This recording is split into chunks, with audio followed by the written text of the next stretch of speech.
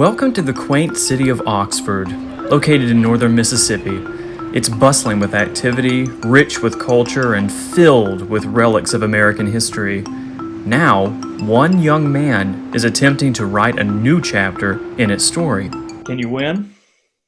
I do believe that I can, but I have not been basing my thoughts around it. But if I'm honestly speaking, I do believe that I have a pretty good shot. Meet Brandon Pettis. He's seeking the highest office in his native city. Oh, and he just graduated high school. When Pettis announced his candidacy for mayor in January, he stunned the political pundits in his community. Immediately curious as to what makes Brandon run, I interviewed him via Zoom to discuss his campaign. What led you to public service? I would start with saying that I am adopted by both of my grandparents, who I've lived with all of my life, and they've always just kind of taught me to be out there and give to people whenever I can give and help when I can help. And they've been one of the biggest factors in me wanting to run as a person who's younger and is looking to go towards this. I also know that I have my own ideas that I can bring and implement that I feel like would be really beneficial to the community as a whole. Indeed, Pettis sees youth as a leg up for him. He has a self-declared range of experiences that he says would bring new ideas for improvement to the city. I was thinking the other day about how unique it is that someone born after 9/11 is running for an elected office right now. And now, if I'm honestly speaking, it's just been based on a matter of different things. And I like to pride myself on looking at everything from different perspectives as well. So the decision to run was one well thought out as well. I will say that. But definitely the past decade, at least the decade that I was able to witness, has just been nothing but political drama, and I would like to step away from that. I mean, I know it seems odd because I'm young, but again, back to that perspective thing, it just gives me so much more perspective of what's not being done right or what's not going right in people's lives. And I understand we can't make everything 100% right, but we're not even starting anywhere right now either. In a year filled with turmoil and angst, Pettis knows that now is the time to get involved. We've had this contentious general election that people still are talking about. We have the ongoing pandemic and ongoing social unrest. Did any of that in particular give you a jolt to run? Most definitely. Especially the handling of the pandemic on a local level. I thought we could have addressed certain issues with that a little bit more vigorously, and we could have not addressed certain issues with the pandemic as well and just gave people the choice to do certain things. But as I tell people now when we talk, I was not sitting in the office at the time. There's only so much I can do as a candidate running for the office. So direct, your concerns to the mayor, and she may or may not be able to help you. Robin Tannehill is officially the new mayor for the city of Oxford. In 2017, Democrat Robin Tannehill was elected mayor.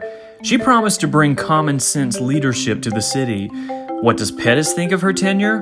The main difference I have seen on a personal level between me and Ms. Tannehill is my willingness and drive and ambition to get out there in the community and work these normal jobs with people I call friends and family. But if I'm honestly speaking, I have not met her once in person. Really? Or seen her outside of City Hall. Really? Not in any of my communities anyway. Like every other city, businesses in Oxford have either been closed or open with limited occupancy since March of 2020. Now, with the COVID-19 vaccination rate growing at a steady pace all across the country, I wanted to know what direction the city's small businesses would go. This is according to the CDC. As of April 3rd, Lafayette County, which is home to the city of Oxford, officially has 20% of residents fully vaccinated. with 25% of that number being people aged 18 to 65 and 61% being senior citizens. Even though you wouldn't take office until the summer if you were elected, do you think that now is the time to fully reopen Oxford? No. Is that a decision that you would expect to make if you were the mayor? Hopefully, it's what I tell my colleagues. Hopefully, we are past this come June 8th. But in regards to regulations being lifted and everything, I did not agree with how they were lifted.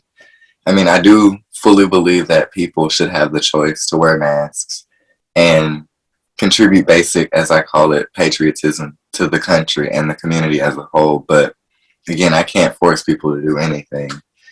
But along that front as well, again, the mishandling of it, in my opinion, I think it was too early.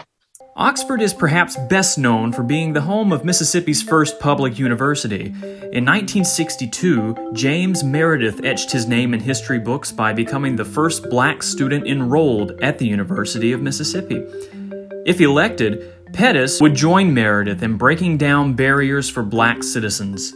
If you are elected, you would be the first black mayor of Oxford. Yeah. What would that say about the evolution of the city, which today, still holds this controversial statue of a Confederate soldier in Capitol Square? I personally think it would say that first and foremost, it was monumental to me that I even was able to get my name on the ballot, because I'm not going to sit here and pretend that it was easy when there were people who doubted me from the very beginning, and those were the people I decided to go to when trying to get my name on the ballot, because there are plenty of people I can go to who would have told me yes, but I'm the kind of person who needs to hear that other perspective, because I'm curious, why do you think I can't do it? Or why do you think that it can be done better by this person? But personally, it would mean so much to me to be the next mayor of Oxford. But in terms of the city of Oxford, I feel like it would be very good for history and progressiveness, because Oxford has always been known as a very progressive town, and we do have a bit of history here, and I think this will just continue to contribute to all of the history that we make here. How have you gotten people involved with this campaign during a period of limited in-person engagement? It has mostly been over the phone and Zoom meetings and FaceTime calls, but as of now, I am going back actually and creating my official campaign team that I will announce and everything to the public. So, because I believe in transparency, for one. For the most part, it's kind of just been me and a couple of other staffers, and we agreed that I needed to keep a low profile until the primaries. A long shot candidacy to some and a rallying call to action for others, Brandon Pettis is making waves and leading a charge, even if he's not legally allowed to buy the champagne to celebrate the victory.